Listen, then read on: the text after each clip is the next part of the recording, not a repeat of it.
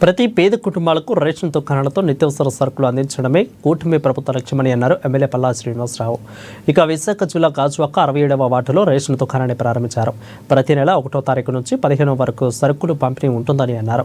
గతంలో రేషన్ వాహనాలతో జనం ఇబ్బందులు పడ్డారని పల్లా శ్రీనివాసరావు అన్నారు.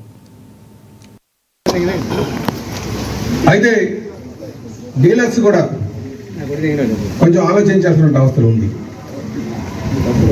ఎక్కడైతే కొంచెం ఇబ్బందికరమైనటువంటి పరిస్థితిలో లబ్ధిదారుడు ఉన్నాడు, ముసలి వాళ్ళు అవ్వచ్చు, అనారోగ్యంతో బాధపడుతున్నటువంటి వారు అవ్వచ్చు, ఇంకేదైనా మానసిక వేదంతో ఉన్నటువంటి వారు ఉండొచ్చు, వారు డీలర్ షాప్కి మన డిపో దగ్గర రాకపోతే మీరు వాళ్ళ దగ్గరికి వెళ్ళి ఇచ్చేటట్టుగా ఆలోచన చేయాలి. ఎందుకంటే ప్రభుత్వం సంబంధించినటువంటి ఎటువంటి వ్యవస్థ అయినా సరే, అది ఉద్యోగం కావచ్చు, రాజకీయ నాయకుల ఒక పాత్ర కావచ్చు, అలాగే ఇలా డీలర్ వ్యవస్థ కావచ్చు, ఇవన్నీ కూడా బాధ్యత కూడుకుంది. ఇది వ్యాపార దృక్పథంతో చూడకూడదు, బాధ్యత కూడుకునేటువంటి పని. మన బాధ్యత సక్రమంగా నిర్వహించడానికి మీరే మానవతా కోణంలో చూసుకొని ముందుకు వెళ్ళాలని చెప్పి తెలియజేస్తున్నాం. గత ప్రభుత్వం ఒక ఆలోచన ఏంటంటే ఇంటింటికి పంపిణీ చేయాలని.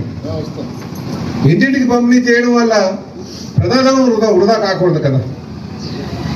ఇలాంటి ఆలోచన లేనటువంటి పథకాలు ఆ రోజు పెట్టి వ్యాన్ లాంటి వ్యవస్థలు పెట్టి సుమారు ఈరోజు 11 లక్షల కోట్లకి అప్పులు తీసుకెళ్లారు.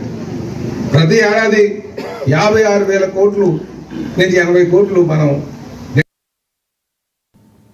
శ్రీవారి ఆలయ